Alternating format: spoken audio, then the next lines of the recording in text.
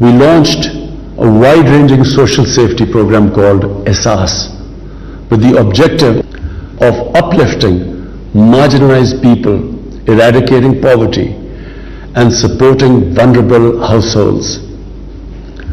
Our ESAS emergency cash program cushioned the most vulnerable part of our population from the economic shocks of the COVID-19 pandemic.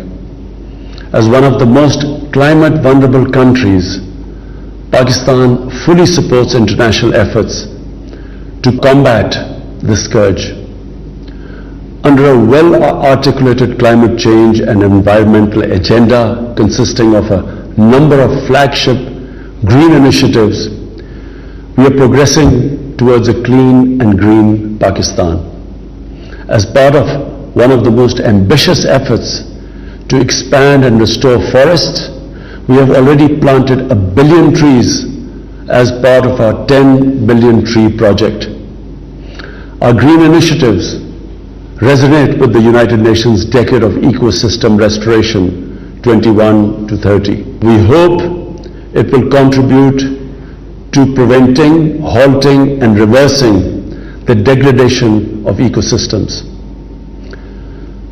Excellencies, I'm pleased to note that innovative Chansao technology at the Conference of Poverty Alleviation and Sustainable Development suits our society and economy.